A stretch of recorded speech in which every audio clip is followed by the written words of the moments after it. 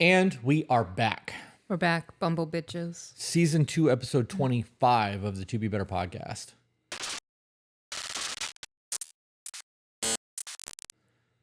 One more week, we'll be at the middle of the year. Yep.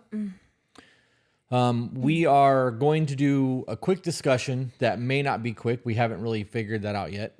This may be an episode with no emails, but we have a little bit of life stuff that we need to update first, talk about things and banter, and that goes to Patreon. So you'll get a weird cut here. I wonder how weird that's going to look. Oh, who knows? You guys just missed a lot of fun stuff. Was it fun? I think so. I think it was just life updates. I have fun when we talk about things we're excited about. Yeah. And new possibilities. I'm tired as fuck today. I can tell. Yeah. I'm going to go grab my water. Okay. Take an ECA pill. Okay. And then we're going to get into the conversation. Okay. I think I'm going to start making cold brew. Making what? What is a cold brew? Just cold brew. I'm going to start making cold brew at home. Coffee? Yeah. I can use our coffee beans for it. Our To Be Better brand. Yeah. To Be Better Brew. To Be Better Brew, yeah. I was thinking I could use that, start marketing our own things in my cooking videos. Yeah. Would make sense. We've never really pushed the coffee very hard. It's really good. It is good. That pecan pie is the fucking shit. Would you like a cold brew out of that? I don't like cold brew coffees. Like I really don't. Even when you go to Dunkin' and get that blueberry, whatever the fuck it is, I don't, it's not good when it's cold. I drink it. Right. It's just not like, I would prefer a hot coffee. Even on a hot day? I don't go outside. Okay. Well, So like if we were out walking around doing photography and it's hot outside, no, I don't want a hot coffee. I want an energy drink. You know, if we're driving around in the van, I guess it really just depends. But if I'm indoors, I would prefer a hot drink over a cold one. Okay, noted. Because I recall as well, that was an elaboration. Noted on the elaboration. Because we've had the conversation of if it's hot outside, get me a cold drink. Right. Because I don't want to be drinking hot fluid while hot outside. Okay. So I have conversations that I want to get into with you. So I made a note in my phone, and I talked about this just a little bit yesterday on The Voice of the Broken. And shameless plug, for those of you who have not seen it yet, I am doing a standalone project called The Voice of the Broken. You can find the website, thevoiceofthebroken.com, and it is on YouTube as well. There's 2 episodes currently at the time of this recording. By the time this comes out, there's probably 5 or 6. But it is directed towards men to try to help men who are going through hard times and adversity to realize that there's a whole lot more to live for. So, and women have been getting value from it. It's gotten great reviews. Like it's done very well over the last 2 weeks. There's almost 1,000 subscribers on YouTube already. Wow. Yeah. So, I wrote abundance mindset and taking things for granted. That was my note for today. Right. So very simple note. And I figured I would just start talking and see where this conversation goes. Abundance mindset, I believe, creates the roommate phase. Why? Because when you have everything at your fingertips, you take it for granted. I'll give you an example. Okay. In the United States, we have clean water. Correct. Comes out of every faucet. You can drink it in most cases. Oh, yeah, on demand. You clean showers, clean laundry at a push of a button. There are countries in the world still that have to walk miles to find somewhat clean water and still have to filter it. So they take their water and their water usage very seriously. They don't waste it. They understand that they've got to walk to the well. They've got to put the bucket down, pull the bucket up, carry the fucking water back. It's a whole ordeal for them. We don't think about that at all. We complain about Dasani. No, I think about that. People in those countries would fucking kill to have cases of water on standby. They don't. They don't even have the money really to be able to do that. We are spending $5 a bottle on fucking Boss water or whatever it is. You know what I mean? Like I like my Essentia. We have it in abundance and we still look elsewhere to get the things that we want because we just want the next thing, right? So abundance mindset. We want the next best thing. Right. Yeah. So that abundance mindset makes the other areas of our life seem not that important. It's just overlooked, taken for granted. We know it's always going to be there as long as we pay our water bill or as long as our well is pumping. We don't have to worry about our water. So if you're in a relationship and you've been with someone for 5 or 6 years, you take your person for granted at a level. You don't have to worry about trying to be intimate because you know that when you're ready to be intimate, you can try and they're probably going to feel like, oh shit, they're giving me attention. And it's there. You have it on tap. It's ready to go whenever it is that you want to have it. And because that scarcity isn't there, you don't try as much as you would otherwise. You're not going on dates. You're not trying to have playtime. You're scrolling on your phone, watching the same TV shows every night, complaining about your life. You're not doing the dating thing anymore. You're no longer buying gifts and fawning and showing affection because you're in abundance. You're taking things for granted. That was my epiphany. That was it. I guess that was it? That was the conversation, guys. Sorry, that's all I got. That was super profound to me, and I really believe that's why people fall into the roommate phase. No, that does make sense. There's always tomorrow. Yeah. I'm tired today. My stomach's upset. Now, okay. Branch off. So we just touched on, for example, intimacy, sex being abundant. Take it for granted. Yep. There's a lack of scarcity. Oh, no. No, thought, don't leave me. No, come back. Abundance. Marriage. Scarcity. Roommate phase. We're getting there. Ooh, okay. Roommate phase. Why do people get into the roommate phase? Because they resentment. Is that where you're going? Resentment. It's Okay. resentment. Oh my gosh, I got it back, guys. Holy shit. I'm pretty stoked right now. Oh my gosh. All right. Resentment. When people are married, they tend to fall into the mindset of, well, we're married, our lives are intertwined, they're not going to leave. My brain is so abstract right now. I have like a circle in the middle and it says roommate phase, and then resentment, and then abundance, and then lack thereof. And it's all just like connected, but there's no substance here. Like I can't. How am I supposed to tell this to the people? What am I feeling right now? What am I thinking right now? And then I hear us in the background. How does that abundance work in, right? Because I agree. The abundance mindset can lead to the roommate phase because I can have it whenever I want. And now my mind just went to people taking advantage of that because you're right. If it is a not all the time thing because I have a headache, my stomach hurts, I had a very hard day. And then they do go and seek that intimacy and the person's like, oh my God, they're giving me attention. Like you said, it's a manipulation tactic. It can be. It can be, and it could be a way for them to create that scarcity to weaponize sex. Right. Which I think is not really the conversation that I was going for. And we can absolutely have that conversation if you want to. I'm all over the place. But let's talk about what it is to be dating and courting someone, right? Because it's okay. We have equated this to putting your best foot forward, like you're applying for a job. Okay. Or you're creating a new friend group. You're creating a new relationship, so you are going above and beyond. Mm-hmm. In that courting phase where you're going home separately every night. You're sending the I miss you text messages because you're not together 24/7. It gives you the opportunity to actually think about the person because you're not with them. Right. And then when you do see them, you're trying to make the best of that situation because it may be days before you see them again. You don't know. It could be the very next day. But in the back of your mind, subconsciously, you know that something could come up and you may not see them again for a little while. So you try to make the best of that time. You said that when you're married to somebody, your lives become so entwined that you just know that that's your person and you start to take them for granted and knowing that they're not going to leave or believing that they're always going to be there, right? That you stop putting in the effort for things. And it may not be sex. It could simply just be gratitude. Right. And now with the climate of, well, they're adults. Why should I tell them good job for going to work? They have to do that anyways. And the ugliness that comes with that. I refuse to chase my person. I refuse to tell them good job. Well, they're not a fucking child. I'm not making them dinner. You know what I mean? Like that whole fucking negative mindset making their way into people's brains through TikTok and other apps. It's just dividing that. So if you have that fuck these people mindset and you're married, it's going to make the desire for sex and the intimacy even further. So you know it's there if you want it. But because you've ingested all this poison from social media, you don't really want it. Right, because what's the point? Right, so it creates that abundance even more because now I know that if in the event that I need the attention, it's there. But I don't really want it because fuck them. And then you find yourself in a sexless marriage where no one's trying anymore. You don't really like each other because you have fallen into that bullshit.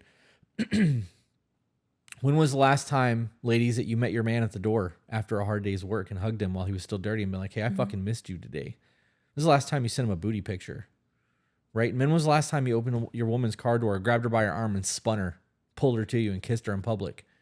Fucking sweep her off her feet. Like, I don't understand how people find themselves in a, what are you doing? Don't pull attention to me. People are going to see you. This is a split screen I conversation. forgot. I've been over here making faces and shit. Oh, gosh. I had a thought for a TikTok the other day. I promise it's going to tie into what we're talking about right now. I had a thought for a TikTok the other day of recreating this, of you talking and then I start getting emotional. And then you saying, babe, why are you getting emotional? And then it would be a blurb of me in the moment. There's a lot in me right now. And then internal me is screaming, let me just be a bitch in peace. That's funny. Because yesterday that was a... Oh my God, I hate that sound. Yeah, I don't know why you didn't close the door. You knew we were going to sit down and record. Subconsciously, I knew that. That's our Samsung washing machine making noise, guys. Yeah, it sings at us. It's done now, though. It is done. Because we went to... The garden that we go to take pictures is the garden where we had our first kiss in public. And I think about that moment sometimes because it's a happy moment. And then we saw little crabs afterwards, and that was really neat. And then we were walking on the boardwalk, and I was like, hey, babe, this was the first place we had a kiss in public. And I was being super nostalgic. And then you just grabbed me and spun me around and kissed me, and you just made the moment so much better. You knew what you did.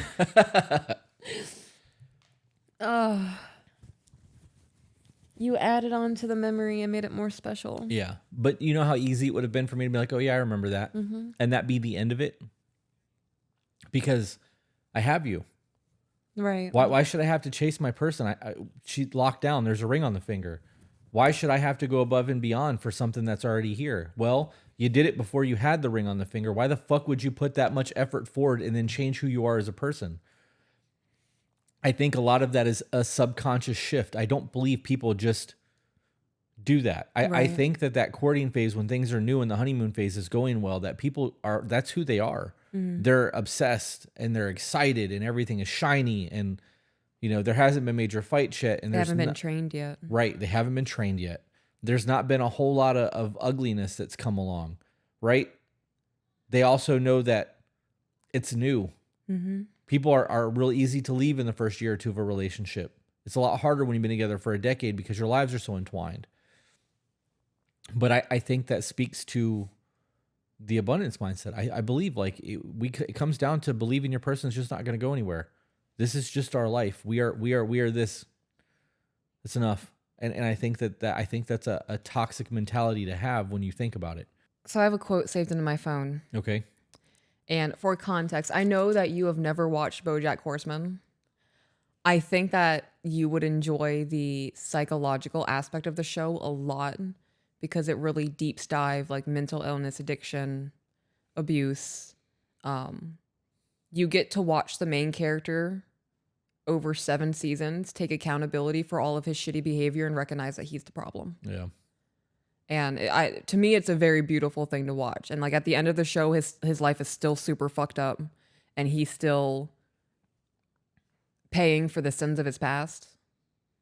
But he's at peace with recognizing that I am in control of now and this is not who I'm going to be in the future.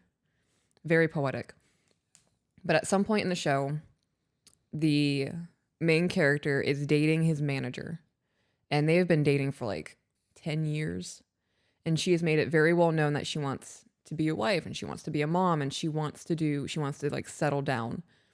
And he has made it very clear that I'm not serious about this relationship. I don't want to get married. I do not want to have kids. I will fuck up children. And at some point, the woman that he is ping-ponging back and forth with is very much, I love you, I hate you. She's like, I'm done with this. I am moving on. I am going to start a family. I am going to do everything that I've wanted to do because you don't want to give me that. And it dawns on him, and this is the quote that he says, it's not that I want to date her. I just don't like the idea that I can't anymore because I always assumed that I could. Right. That's exactly the conversation we're having. Right. And a big part of that was on her end, she had zero boundaries. She would pick fights over what she wanted and would be upset that he didn't want it. But every time that he came back wanting validation or like that mommy wound was open and he needed someone to tell him that he was good enough, she would do it. So at what point are we feeding into that abundance mindset? Well, in that situation, you really are feeding into it. Right. And we could, that conversation could also shift into making sure that your interest align properly with your person. Mm-hmm. I touched on this on episode 2 of The Voice of the Broken yesterday when I recorded it, that it's okay to not align with somebody. Mm-hmm. If you spend 15 years of your life with somebody that you're not going to marry, that you are constantly at odds with, but you're living together and it's constant disruptions and chaos and you kind of love them, but you're miserable, that's 15 years that you've wasted of your life, because you could have done the courting questions and like tried to really find somebody that has the same end goals as you. Mm-hmm. And then you would have been working towards something, right? And actively working towards a goal instead of just existing together. That situation is very much a toxic scenario where they're just feeding each other's nonsense. Right. But you're not going to end up happy in those scenarios. I would rather cut something short in a year or two and go, hey, this isn't what I thought it would be. Mm-hmm.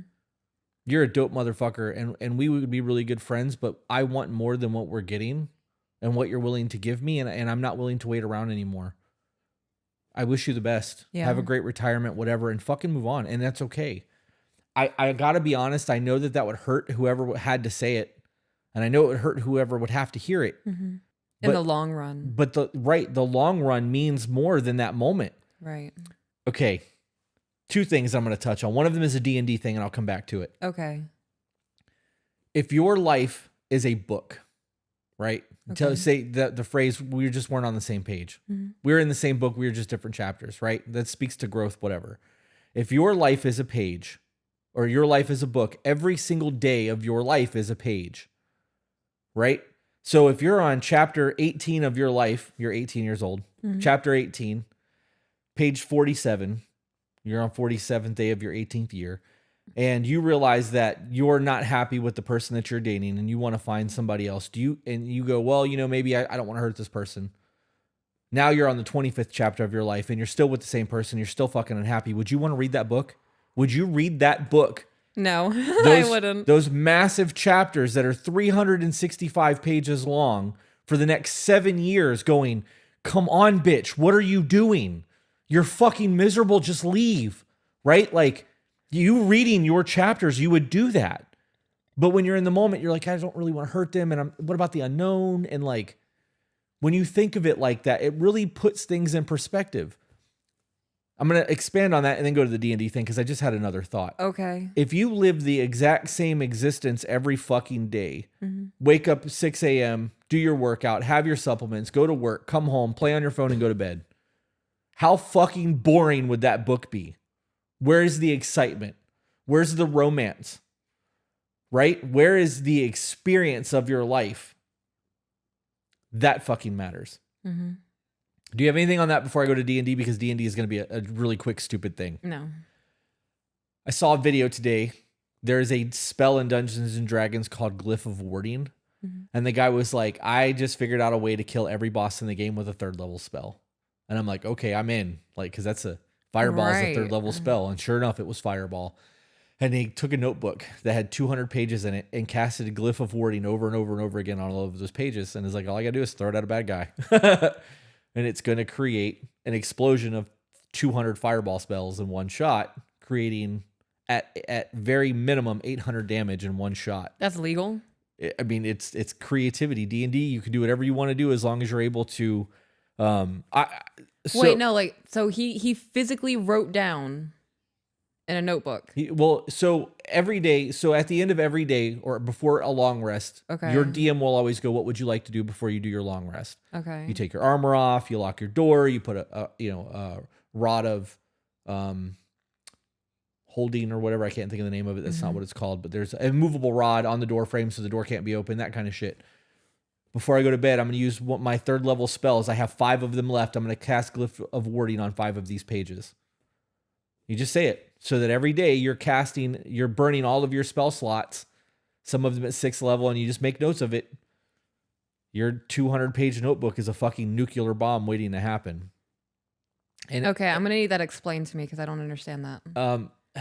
How is the book a nuclear bomb? Because all you have to do is disturb the book to make the glyphs go off. So you can make the glyph a trigger word. You can make it so that if somebody opens the book that's not you.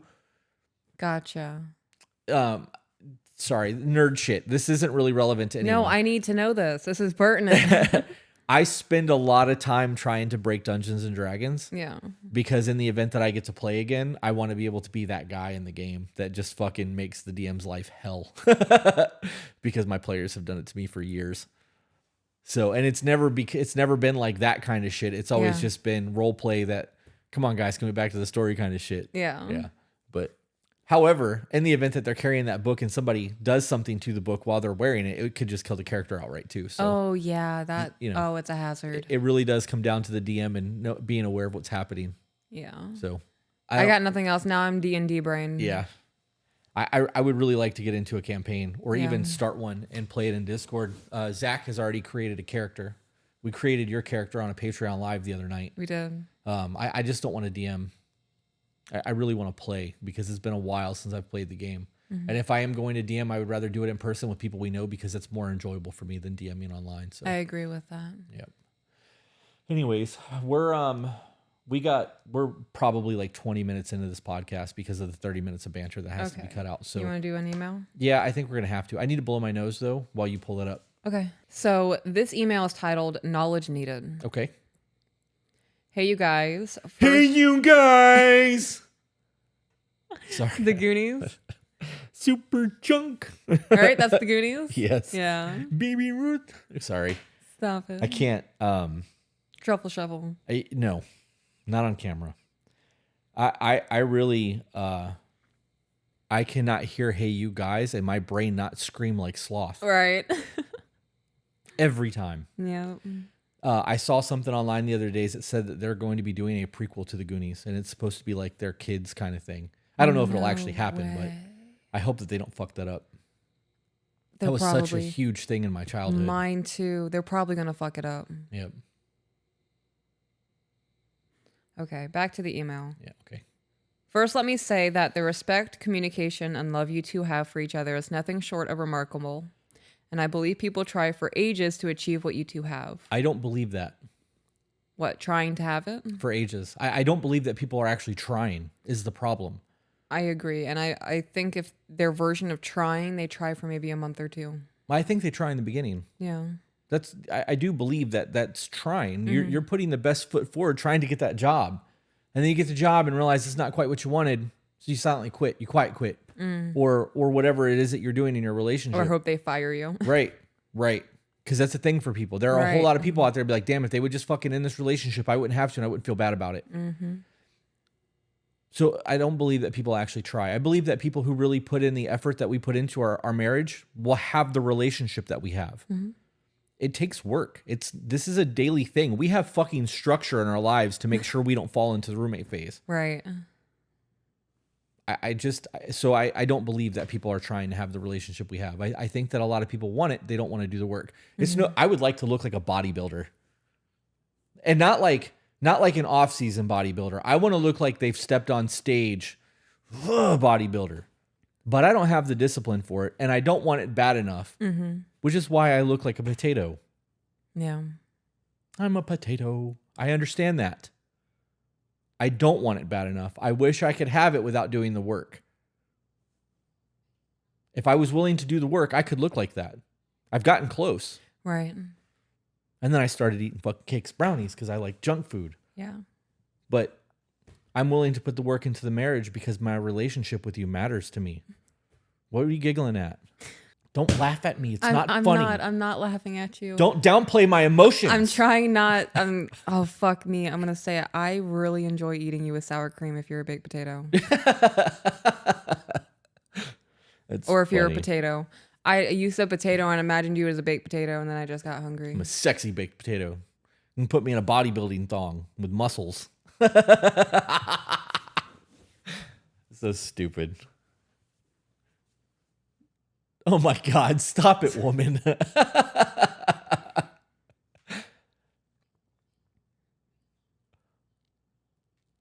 Back into the email. I forgot how to speak for a second. Holy shit. Oh gosh, you make me so nervous. Can I see that? Can I request that? I'm not wearing a thong. Please. No. Now, with that being said, I am hoping to get both of your insight and honesty on this topic. I believe that both of your sides will be extremely important to my situation. I am a 29-year-old female with 2 children, 7.5 and 11, from previous relationships, and my boyfriend, 35, has been married and co-parents his 13-year-old daughter with his ex, and this is where 90% of our problem lies. Okay, so this is not me placing judgment. This is me making mental notes for myself. She has 2 children from 2 previous relationships, so different dads. He was in a marriage and co-parents with his 13-year-old daughter. So right off the bat, 2 totally stark different paths, journeys. Okay, 2 things before we move on. Mm-hmm. One, I believe that situation is because men are a lot quicker to step away from their kids, whether it's because they can't get along with the mom or it's easier to just not be there than it is for a man to be there. So we don't know if the other 2 men are in the kids and her kids' lives, but we know that he is doing the right thing by trying to co-parent with his ex. Right. So we need to take that into consideration, that he's trying to do the right thing, regardless of how this is playing out. Dude is doing the right thing. Right. The other thing is when you guys see me staring off into space, I'm not disassociating. I am absolutely listening to what's happening. I realize because we're side screen that people are going to see that. I have to do that to focus sometimes. I do that. Okay. Too. Yeah. I truly, truly believe I have Asperger's. And I just don't think that I would ever be able to get diagnosed because I've lived my life for 43 years and I've learned how to mask and really cope. well, yeah. But I every time I watch something or read something about that, I fucking think that I've got it. I don't want to self-diagnose myself, but I also know that trying to diagnose with that at my age is going to be a fucking nightmare. So, right. And I think that's part of it. But okay. New patron. Hey guys, if you're seeing this, Chris must have just shouted patron. Patron! And patron means that we just got somebody who just subscribed to our Patreon. Yeah, for those of you who don't know what that is, Patreon is a member-based subscription website that allows us to do early release, live streams, exclusive content, vlogs, and we have our own Discord server that is exclusive to our Patreon community. That Discord is absolutely insane. It is an ever-growing community of like-minded people who you could say practice what we preach, have implemented the things that we have suggested, and it's working. Would you go as far as to say that they're getting better? I'd go as far as saying that they're definitely getting better. So if you have questions, you need unbiased opinions, you don't feel safe going to anybody in your present life, I would highly recommend checking out the Discord. Yep. Also, for those of you who don't want to support us financially, that's totally fine. The best thing that you can do in terms of helping us grow this channel is by sharing our content. The more people that see what we do, the more likely it is to get shared, the more people that are going to support what we are doing, the longer we are going to do this. Back to your regular scheduled program. Okay. Back to the email. We have been together for almost 4 years, and You haven't watched Anchorman, have you? No, I haven't. I know you like Will Ferrell. So the fact that you do. haven't seen Anchorman is astonishing to me because that's the only movie that I like with him in it. Really? I fucking hate him. We'll have to watch it together. I don't enjoy him as a person. He's not funny to me. Yeah. He's just not. Yeah. And I know that's going to bother a lot of people, but like... He has that garbage humor. It's just childish nonsense. It is, yeah. It's like TikTok mentality. It's just not funny to me. Mm-hmm. But there's a scene where he's drunk at a bar and he's like, I make fart noises with my mouth. And every time you do that, I hear Will Ferrell going, I make fart noises with my mouth. So now there's 2 things that you guys know that you didn't know before. I love that. The hey you guys and the fart noises with my mouth. Thank you for sharing that with me. More milk with was us. a bad idea. Thank you for sharing that with us. That was neat. We should watch that movie. We should watch Falling Down first. I know. I was so tired last night. Back to the email. We have been together for almost 4 years, and we have had numerous fights and discussions about the co-parenting relationship with his ex. My creative brain is so strong right now. I'm like, okay, well, who do we think is causing the problem? Let's create a hypothesis. I need to slow down. I need to slow my roll. Well, yeah, let's read the email and then make Right. assumptions. Yeah, no. You're right. They were together for 10 years and divorced because she cheated on him multiple times. Okay. They have been divorced now for 6.5 years.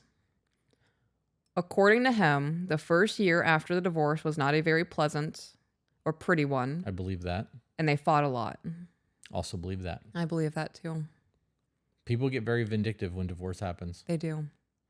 Take a lot of things personally. Right. Well, they take things personal too that doesn't even like Involve them anymore. Right. Yeah. And this comes down to hurt people. Yeah. Yep. Yep. I am one of those people that when people are like, my ex, blah, blah, blah. I don't want to hear that. I don't either. I don't even believe you. Right. Because you're out here bad mouthing somebody that's not here to defend themselves. Mm-hmm. I don't want to hear that shit. Can you call them up real quick and let me ask them their side of the story? Yeah. Better yet, why don't you tell me what you did wrong? Yeah. Because you can't control what they did. You can control you. And what have you done to fix you since then? Yeah. That's what I want to hear about. Because if you ain't got a story there, you need to shut the fuck up and go to the library. Mm-hmm. You need to go to a therapist. You need to contact BetterHelp. Use the code ToBeBetter to save 10%. I'm so excited to make homemade cold brew. Yeah. When we had the comic book store, we had a giant container Yeah. that we did the nitro cold brew in. I want to get something like that, but tinier. Yeah. Just for the house. Maybe make a week's worth at a time. I'm going to start using To Be Better Brew for that, guys. And I'm also thinking about posting cooking videos on Tuesdays. Not every Tuesday to our Patreon, but sprinkle it in there. That way you guys get some of that Extra. cooking content from me. Extra content. And I will be making cold brew with To Be Better Brew. So if that's something that you wanted to check out, highly recommend it. ToBeBetterBrew.com. Pecan pie is my husband's favorite. I fucking love that coffee so much. It is. It's good. I like the hazelnut. Just the classic taste of hazelnut does it for I me. actually love the smell of hazelnut. Yeah. I don't like the taste of it. Really? Not in coffee. Like when people make hazelnut coffee and put the hazelnut creamer and shit in it, that aroma, so good. And then you taste it and it's got the bitterness of the coffee to it and it's so gross. Yeah. I'm a lot of sugar in my coffee guy. I don't like the bitterness of coffee. Okay. And like I do my pour overs and like I'm not like a 1-2 spoon. I'm like pour the bag until I do about a go, quarter okay, cup now, for you. Yeah. Yeah. Yep. That's why I look like a potato. Sugar. And a full dressed potato with chives Stop and it. bacon. Stop it. and It's your Colby Jack mind out of the cheese. gutter. You're equating me to food. I am not a snack. All right, back to the email. Back to the email. I can't believe people fucking watch I it. know. I was just thinking that shit. Yeah. You want a baked potato with dinner tonight? No, I don't like baked potatoes. I like mashed potatoes. Baked potatoes are dry to me. Even if they're covered in cheese, I don't like Really? baked potatoes. Okay, noted. Probably because there's not butter on it. Even with butter. Really? Yep, I don't like baked potatoes. Have you guys watched Cloudy with a Chance of Meatball 2? So the food comes alive and becomes animals.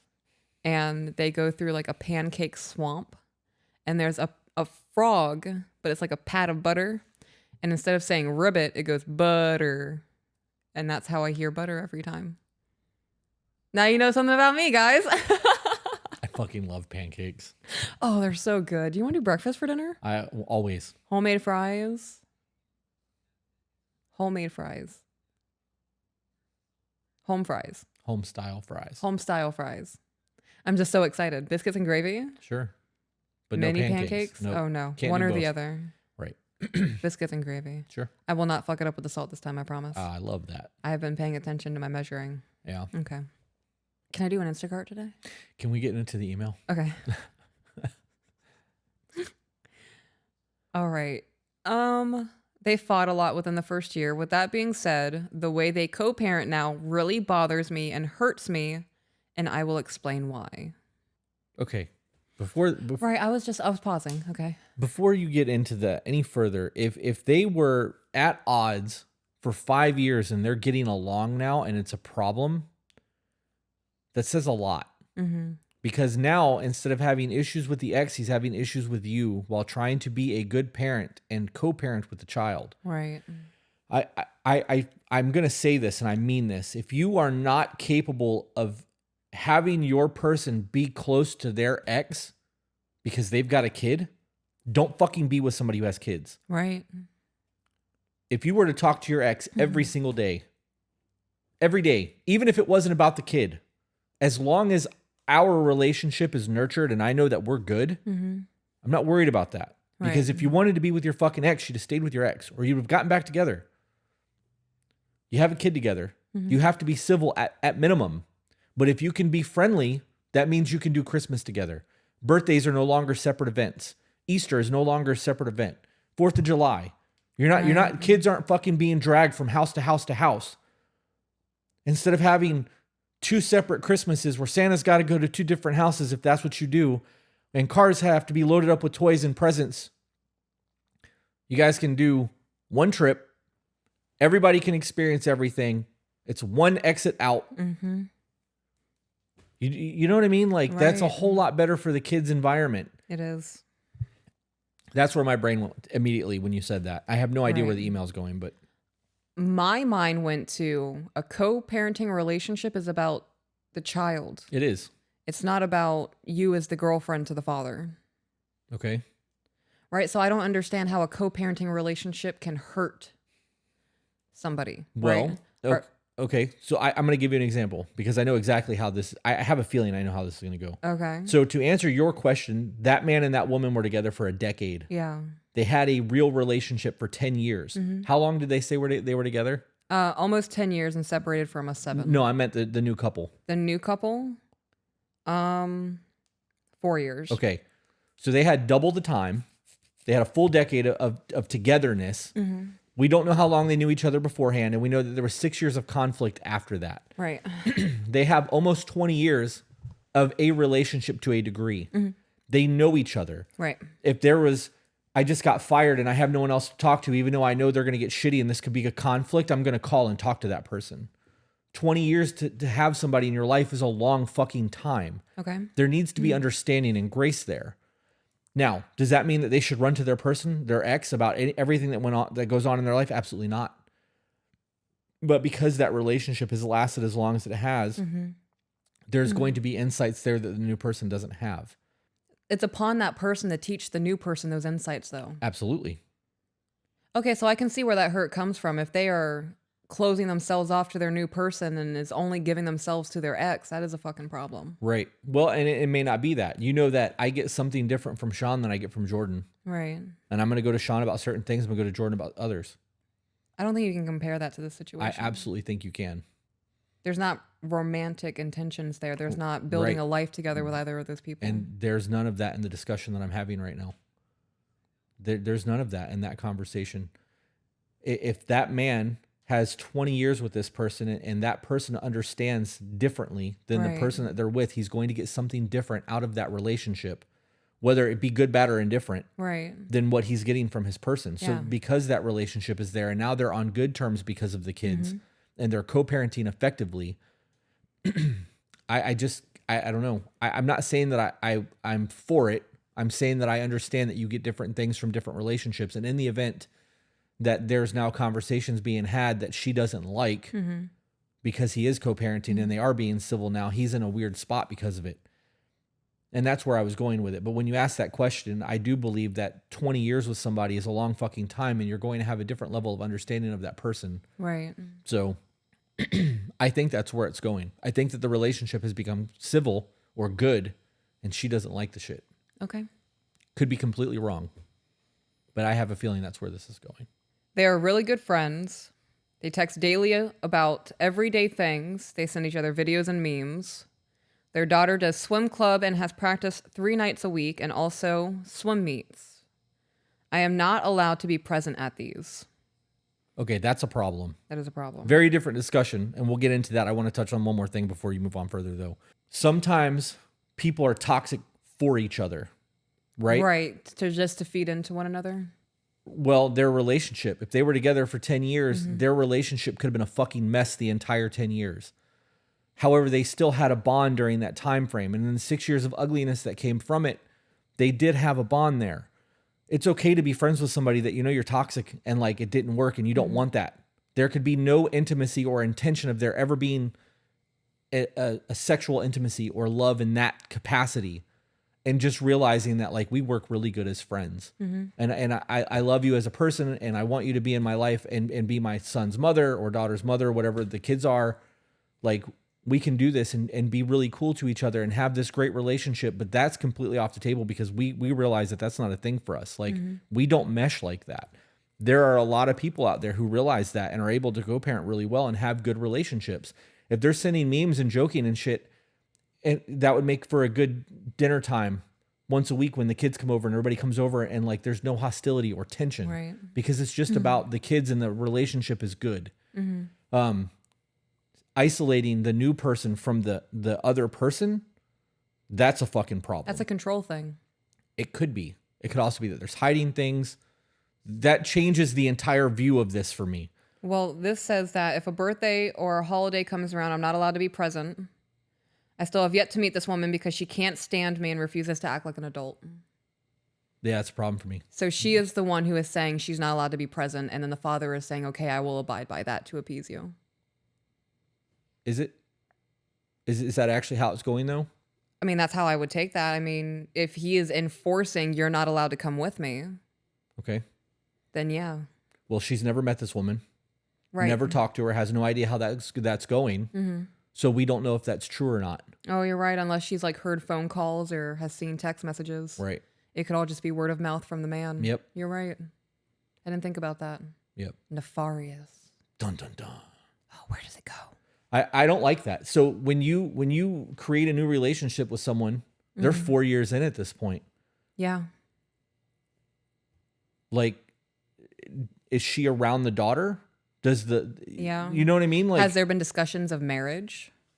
yeah, there's that's a huge problem for me. Yeah. That changes everything that I said earlier because that changes the scope of the relationship that he has with his ex. Like completely. I'm going to use you and your ex as a prime example of this. Okay. You guys get along really good now. You still have your hiccups. Right.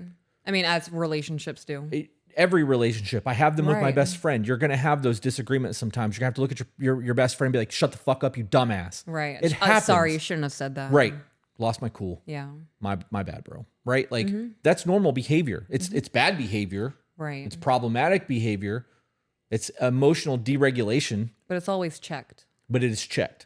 So in that situation where you're able to coexist with another human being because there's a child involved and the relationship can be good, that's healthy. That's healed life.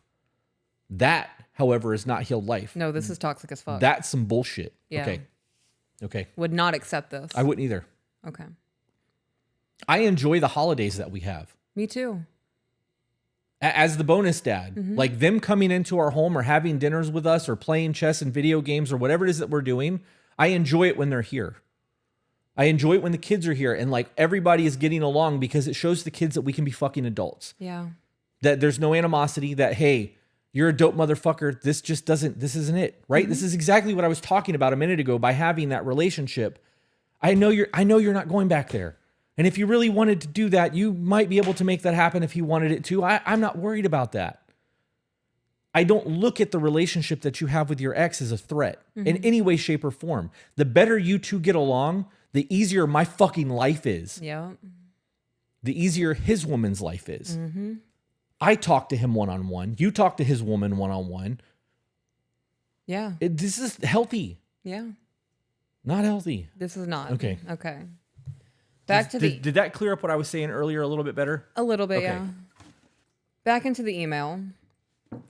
He won't put his foot down about me being able to be involved because he doesn't want to deal with the stress from his ex and doesn't want to make things difficult for his daughter by them fighting. She will and has gone batshit crazy on him about things, especially concerning me. His daughter confides in me a lot and came to me a few weeks ago about wanting separation between her parents. She told me she wants them to not talk unless it's concerning her, and it makes her uncomfortable how good of friends they are, and knows that her mother is still in love with her father and hates it. Okay, there you go.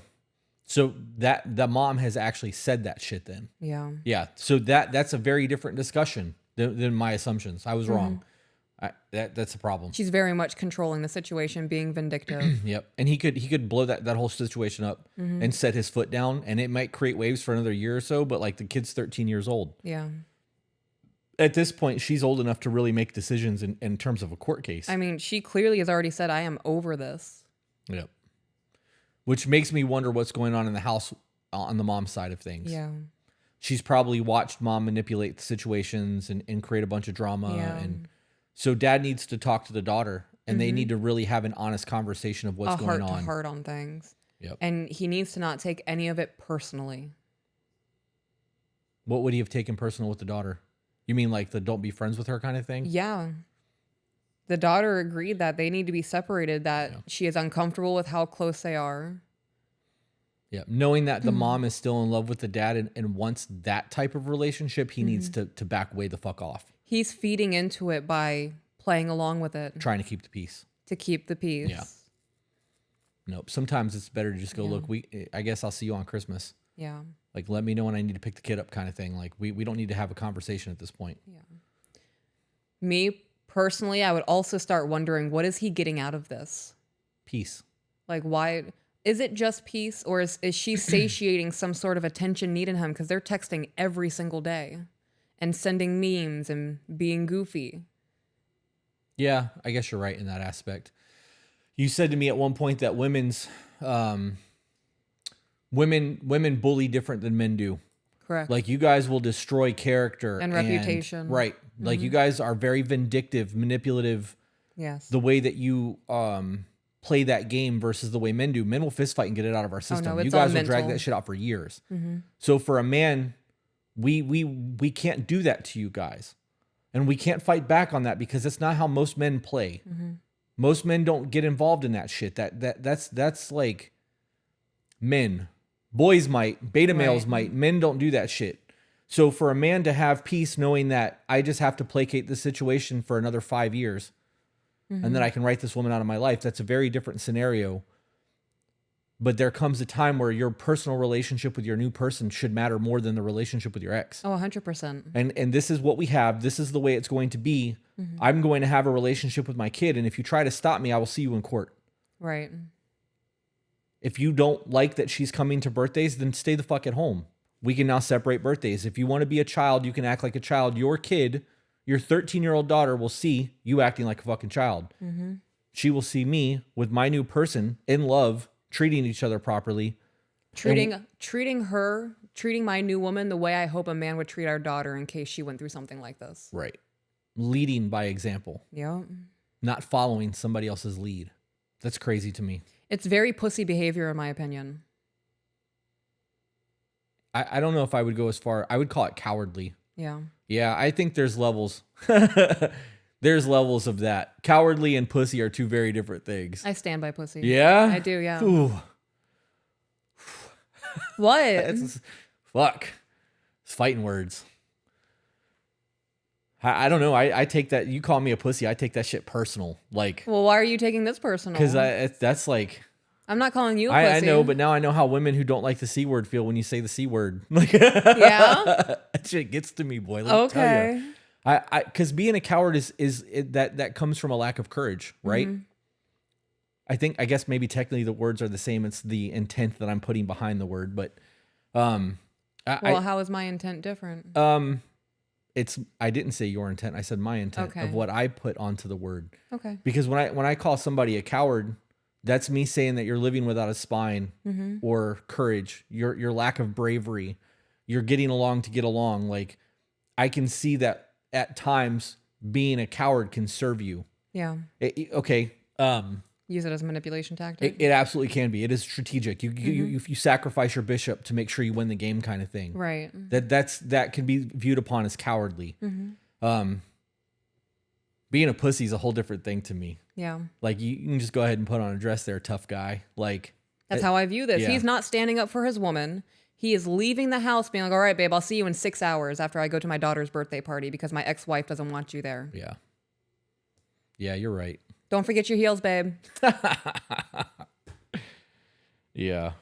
I try not to call other men pussies, I guess. Okay. I didn't realize that was a thing till you said it. And I was like, Yeah. oh, really? Yeah. We just got a new Twitch follower. That's dope. I'll also call women that though. Yeah. So, yeah. Yeah, there really is levels of like Yeah. that. Coward, bitch, and pussy are all different levels of you and a man. I would deem if she was talking shit and like say she was sending a text message and talking shit about his wife or his new woman. Like, right, they're still going to events together. She's not barred from that, but she's talking shit in text messages. And he just plays it down like, whatever. I'm not. Yeah, she can be annoying sometimes. Just agreeing to put the fire down. Does that make sense? Yeah. I'm thinking quickly. Well, in that aspect, I don't think that's pussy shit. I think it's cowardly. It is, but it's keeping the peace. That is playing the long game. And sometimes you have to sacrifice a pawn to win the game. I understand that. At some point, though, you have to start playing offense instead of defense or you're going to lose the game. So I said that. So she said whatever she said was talking shit. And then the man said, yeah, sometimes my girl is annoying. Okay, that's different. Okay. I didn't hear you say that. Yeah. I heard you downplay that thing and just kind of skirt it off instead of engaging. That's a sacrificing a piece in the moment to win later. I understand that. So that key point is important in me saying that's cowardly different. behavior. That's absolutely different because now you are engaging in negative behavior just to of keep your the person. Peace.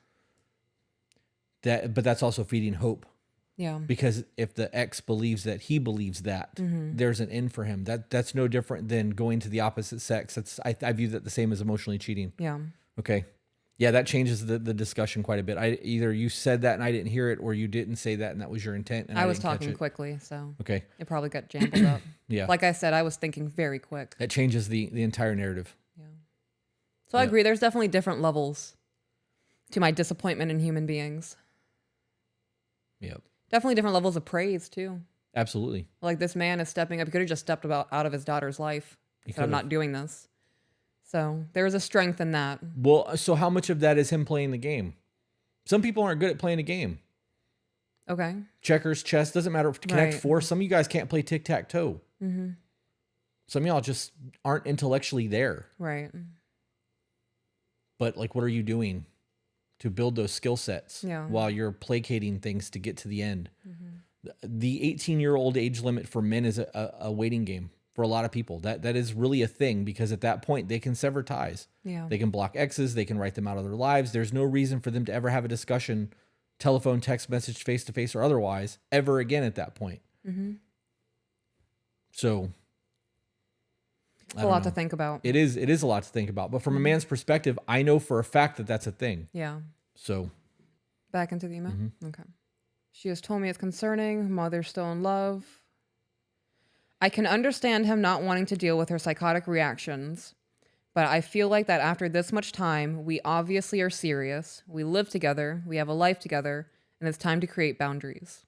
I'm curious if they've talked about marriage. Right? That's what I asked about. Because they're 4 years in. Right. But you saying that now, reading what she just wrote adds to that for me, because you're 4 years in, and if you haven't had discussions about marriage or what that's going to look like, you've now given up 4 years of your life to a relationship that you don't know the outcome of. This speaks exactly what we were speaking on to earlier. Right. So I don't think that you guys should be fucking long-term dating. No. You should be dating with a fucking purpose. If you just need your needs met, you don't need a relationship for that. Yeah. On any way, shape, or form. It's real fucking easy to have sexual needs met nowadays. If you want longevity and you want to be with somebody for the rest of your fucking life, that's a very different dating scenario for me. The intent is very different. And 4 years is a long fucking time to not have those kind of conversations and dealing with shit like this. Yeah. And that's part of the courting phase of my intention of dating is to get married. Right? I'm talking second, third, fourth date. I'm talking date one. This is my end goal. Date one. Do you want marriage in life? Do you want kids? No, I don't think I would have that talk on the first date. I do. I want to get the vibe of the person first. If I start talking about marriage on the first date and they're like, "Oh my God, she wants marriage too," and then he starts acting up. Yeah, I don't know. That's. I think it's different. I think it's the ice maker. I think it's different saying you want marriage. That was not the ice maker. I'm gonna go check the front door. What I was saying is I think that on the first date I thought somebody's at the door. Yeah. It was a weird cut. I apologize. I think that having a conversation of, do you want marriage? Is marriage in the cards for you? Is very different than saying, I want to marry you, right? So like the conversation on a first date of, do you have kids? Do you want kids? That's an important question. Right. And like, I'm not trying to go on a third, fourth, fifth, sixth date with somebody that doesn't have the same alignment, because if what are we doing? You think that you're going to fall in love and have this great relationship and they're going to change what they want out of life? Like that's Right. fucking rare. Okay. So what happens if like you now start falling in love with somebody and you know that they don't want kids, they don't want marriage, and their retirement looks different than yours, and you're 3 years into a courting phase, dating phase relationship. Right. Now you're living together and you knew that this wasn't a thing because you asked those questions at the beginning, and here you are. Right. That's why I think I'm first date. I would first date ask that shit. Right. We'll go to Chili's and we're Well- having margaritas with fucking salt on the rim, talking about what you Okay. want out of life. I don't think there's anything wrong doing that on a second date. Yeah. So then what does first date conversation for Peaches look like? Can we finish the email? Oh, sorry. I'm not prepared for any of that. I didn't think we would delve into that. I didn't think we would either. conversation. I personally think that that's no different than asking about their career goals. I don't have a whole lot of free time. Yeah. I'm very leery of men. Yeah. So I would want to get the vibe of them on the first date and see if I even want to have a second date and get into those conversations. Okay. That works. Okay. I have tried so hard to respect what he needs, but I need to be seen and heard also. I don't believe you should give I don't believe you should give anyone other than your significant other the emotional access to you. And him being such good friends with her when I'm also left out very much feels like emotional cheating to me. Can you break that into segments? Okay. I don't believe you should give anyone other than your significant other the emotional access to you. Pause. What does that mean? Right. What does that mean? Because my friend Jackie gets in a different emotional side of me than you do. Absolutely. And Sean gets it from me. Right. Just because they're the same sex doesn't mean that we're not giving emotional Right. access to us, right? Mm-hmm. That's fair. Yeah. So what does that mean? Do you mean intimate? Emotionally intimate? Because it's a different scenario. Right. Okay, so that needs to be clarified. I think that your words matter in this. You know, I've even had emotionally charged conversations with the children's father. Yeah. Right? Because say something parenting wise comes up and now we have to talk about how it was handled in our childhood and how we don't want to repeat that. So now we have to brainstorm on how to handle this situation. Yep. And now we're recognizing that we're breaking generational curses, but we're also recognizing that we're kind of fucked up right now. Right. That falls into that long lifespan of the life that you guys lived before me. Right. That's healthy. That should be a thing for parents. Right. Yeah. I think that's a very healthy thing for parents, talking about how you're not fucking up your children. Yep. Yeah. And that is a very emotionally charged conversation because you should want the best for your kids. Yep. So even without the kids, Yeah. emotional conversations are going to happen with other people. Emotional cheating is a different scenario. Right. Okay. So so we cleared that part because that Okay. was the thing that I got hung up on, and my brain didn't go I know. past. Me too. Okay. So what was the next sentence So then? the next part of it's the same sentence. Okay, so So the run on. next part of that sentence is him being such good friends with her when I'm also left out very much feels like emotional cheating to Okay. me. That I agree with because he's doing things that you are being excluded from, and he's allowing that to happen. Yeah. I can see how you would feel that way. Yeah. If I found out that you were having a really hard time at work for like 3 weeks, and I found out 3 weeks after the fact that all of this buildup has been happening, and every single day you've been talking to your ex about it, and then coming home and I'm fine, babe, don't worry Yep. about it. I'm just tired. Yeah. That is 100% emotional cheating, in my opinion. Yeah. Okay. So then what if it was the conversation with the ex and the conversation with you? Would you view it differently? Because at that point, they're just trying to vent and problem solve, maybe? I would want to have that conversation first. You would want to be before them. Right. Okay. I'm the fucking priority in your life. And I 100% agree with that. I accept that. On the priority aspect, because she said that she's not included, when you exclude the person you were with from anything, it could be a coffee date. Right. You are dropping them down pegs of what your priority is in their life. And that will fuck your relationship up Quick. hard. It takes one instance. One time. You ever put anything above us, that's it for me. It will change the entire view of The our dynamic. entire thing. Yeah. Yep. It only takes one time. And I don't care how fucking neurotic Petty or petty, narcissistic, controlling. whatever. I don't care how it makes me sound. Yeah. The relationship of us takes priority over everything. Yes. And if it doesn't, and you're going anything, I now look at this entire thing differently. And there's nothing that you're going to do to be able to reclaim that for me, because I know that in that moment I was third, fourth, fifth, or sixth on your list of what is important. I same way. I would expect you to do the exact same thing. I'm the same way, 100%. Okay. If we made plans, right, and this is going to be the first time we ever do something, right? This is a new experience for us. And say something comes up with me with the kids and I can't do it that day. And then you take Sally and go and do it instead. That's a fucking problem for me. Yeah. That's a fucking problem for me. Yep. I wasn't even going to that level of it, but I agree. Yeah. I agree. In this scenario, if I was like, look, you doing that makes me uncomfortable. And you're like, I don't care. I want to do it anyways. You just put you over the relationship of us. We are no longer as important to each other as we once were. Mm-hmm. The relationship of us has to take that top tier. Beyond that, everything else trickles down. Yeah. I'm not comfortable with you doing that. Cool, babe. Don't worry. I'm not going to do that. It's not a control thing. It's a respect thing. It is a respect thing. You're putting the relationship of us at the top of the priority list. Right. Back into the email. Mm-hmm. This is the last paragraph. Okay. I do believe it's relevant to say I grew up in a fighting household and my parents divorced when I was 7, and it was nasty until I was an older teenager, and that is not what I want for his daughter. But I feel the way he is handling this is also damaging her. I have tried speaking with him about this multiple times, and he says he does it this way because it keeps things pleasant and civil for his child. But the child doesn't want that. He's fucking delusional because she has said this is not... Right. It's not about the I'm kid over anymore. this. It's about, he's trying to protect his peace from the ex. Yeah. I'm curious.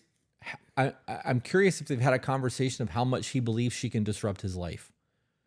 Okay. We've had to have conversations like that. Yeah.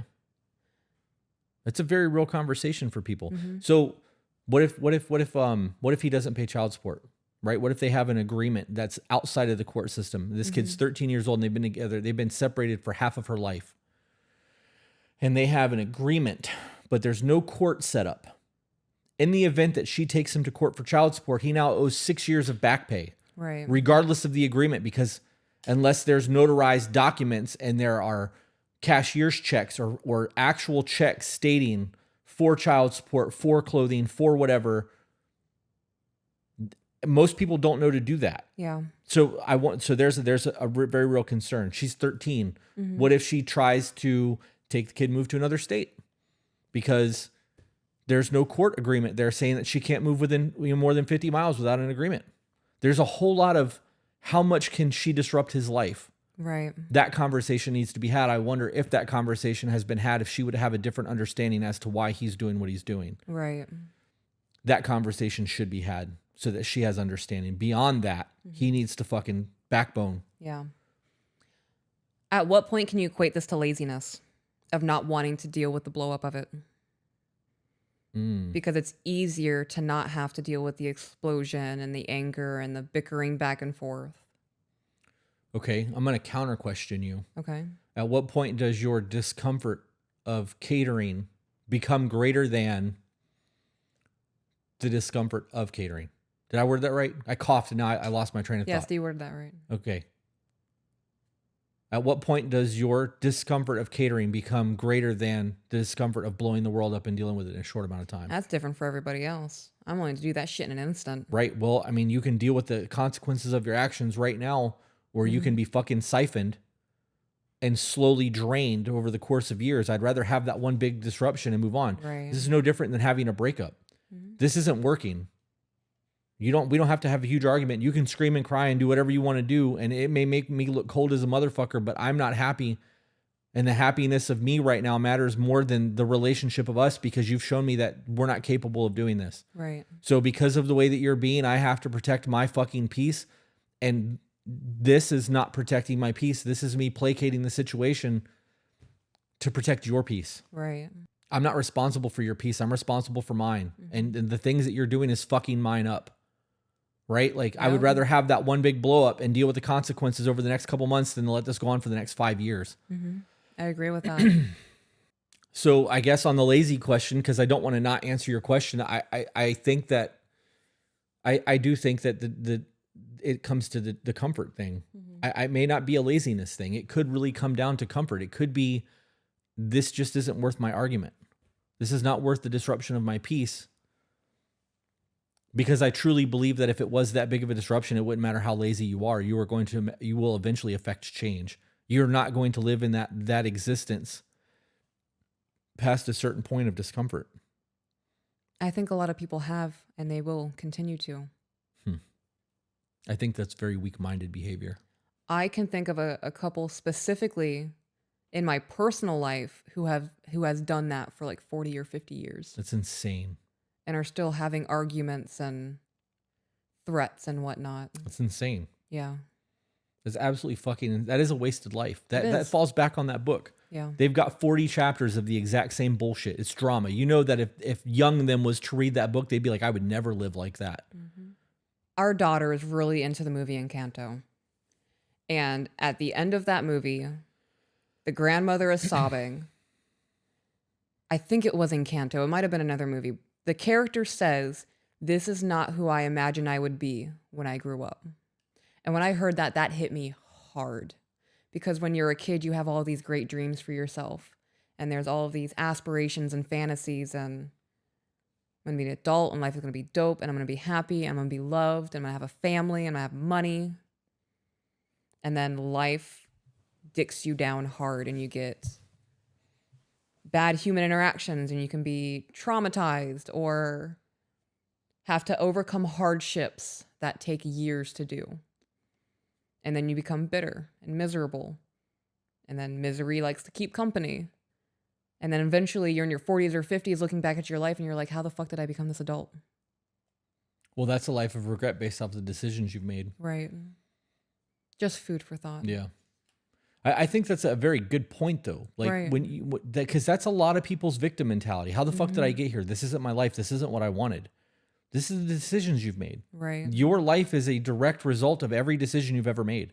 You have had interactions with other people, and those interactions may have sucked. Right. But what you've chose to assign to those interactions and what you've chose to do afterwards has gotten you to where you are. I don't live with regret. I've had a lot of shitty things happen in life. Right. Some happened because of other people. Some happened because of my choices in the situation. But my outcome was the decisions that I've made since then, or like what I assigned to that. I don't have that regret like that. I really don't. Me either. I'm curious to see how things would have turned out if I would have made different decisions. Like, would I still be right here? I think that I'm happy with where I'm at. I love my life. I love my relationship. Like, I don't want to, why would I want to take this away from me? Right. You know what I mean? It's crazy. Yeah. To think that people 40, 50 years in the same situation have never made a change.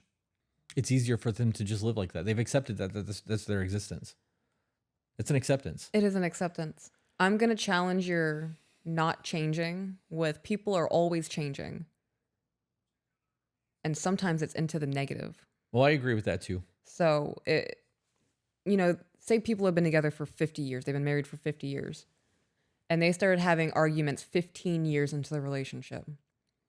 And it's just continued on, it's worsened. They have 100% grown as people. They've just become shittier people. They've fallen deeper into the abyss of vindictive and manipulation and an eye for an eye and I can't believe they've done this or they should have known better versus I should have known better. I could have done that differently. Right. That's more of cementing that belief system. Yeah. Instead of realizing that they're the ones that are responsible for the outcome of their life. Right. At some point, parents stopped telling kids they could be anything they wanted to be when they grew up. At some point, they stopped allowing kids to experience the consequences of their actions. And they want little drones and want you to follow instructions and don't want you to understand. They just want you to be a good whatever. Don't make too much noise. Don't be out here. Don't do that. Don't blah, blah, blah. Why? Because I fucking said so. Right? You're not creating a free thinker. There's no free will there. You're not teaching somebody to overcome and solidify the belief in the creator and the child. You suppress the fucking creative mindset. I remember being told you could be anything you want to be when you grow up. I remember being told that you can work hard and anything that you really set your mind to, you can achieve if you fucking go after it with everything that you've got. And I understand the sink or swim or the all or nothing mindset. Somewhere along the lines, people stop believing that. They stop believing that you can be anything that you want to be when you grow up. They've allowed everything that has been force fed to them to believe, to be their belief system. I don't want our kids to ever believe that they can't control their life. Oh gosh, right? Ever. I don't care if we end up homeless. If you fucking apply yourself, you have the ability to change your fucking life. Don't ever let anybody tell you otherwise. Ever. And if people try to tell you this is just the way that your life's going to be, get the fuck away from them. Yeah. You are allowing them to rape your creativity. They are taking away your innocence in that. Yes. I don't ever want to see them be discouraged the way that I see people being discouraged right now. I would rather, the only thing that never escaped Pandora's box was hope. Yeah. Because it was the most like toxic, infectious thing that could ever be released onto the world. And when the last thing was about to escape, they closed Pandora's box. Hope was the last thing. Hope is a motherfucker. Hopium. You just have to reassess your hopes and your wants and then your belief in your self-worth and fucking make change. Completely irrelevant to the email, but I think it was all good points still. Back into the email. Is there another option or alternative here that maybe I haven't thought about that would be a plausible solution? How do I talk with him about this and actually be heard and understood? okay. I do want to note that he really is a good man and has been very good to me and my children the past 4 years. And this has really been our only real issue. I appreciate you guys taking the time to read that and give me any advice. I think that you guys need to have a conversation of what that ice maker was a lot of shit. That was loud, yeah. I think that you need to have a conversation of what his world would look like if this became explosive, so to speak. I think there definitely needs to be a conversation with the daughter too. Absolutely. A Between heart him to and heart. the daughter. Yeah, a one-on-one. Yeah. They need to have a check-in because if the daughter said this to her, they need to sit down and have a check-in together so that all of it can be voiced. Yeah. At 13 years old, that young lady believes that she's got a voice. Yeah. She's starting to create her own assumptions in the world and her own perspectives, and she's crafted her own lens at this point. And the things that happen over the next 10 years of her life is going to dictate a whole lot of the ways that she views things later in life. Yes. You need to be having conversations, and she needs to fucking be heard. Yes. As adults, some of the things that come out of a 13-year-old's mouth is going to sound really fucking stupid to you, but that doesn't change the fact that she's starting to have a voice. Right. So I think that those conversations need to be had as a family.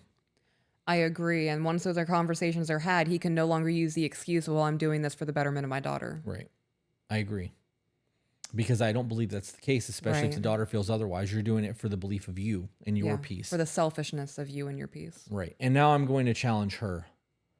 Because on the list of priorities, you are not at the top. Right. You're 4 years into a relationship where you don't know where you really stand because he's putting your wants, needs, relationship below his own. And he's putting the needs of the relationship below his own.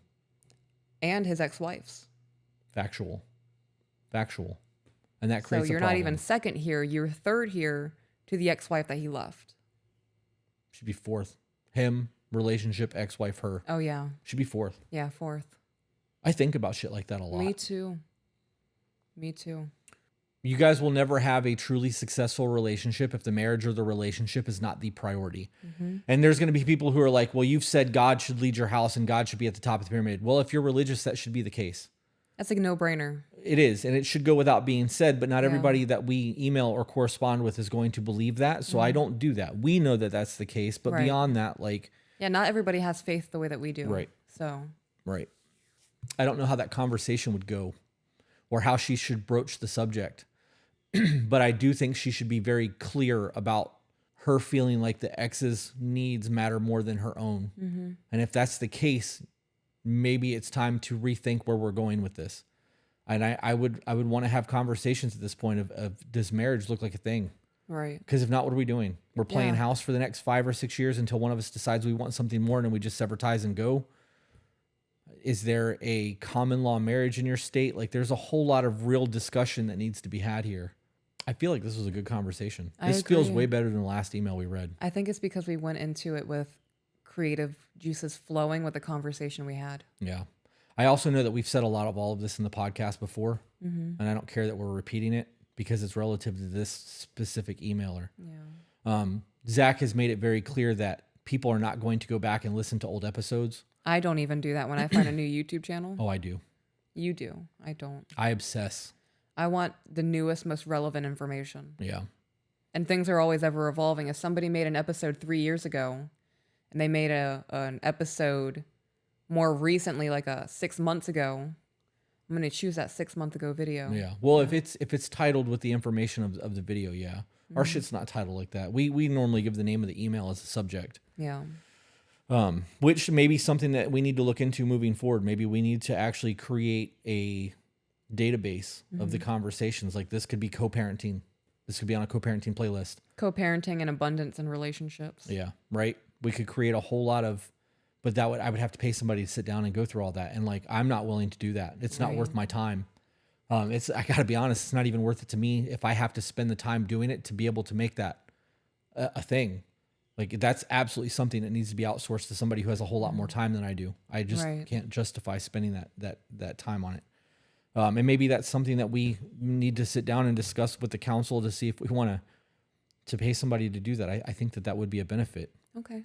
Would you like to wrap this up and go get lunch and edit? Yes, I have to use the bathroom too, so. With that being said, guys, remember that you are the... Wrong X one. Well, guys, we're trying to switch from being the creator of your own life. So grab a pen and we'll see you on the next one. Bye guys. Because we've said that for a year. We have. To your life is a choice. So choose to be better. And we'll see you on the next one. Bye, guys. I'll get there eventually. You babe. will. I have faith in you.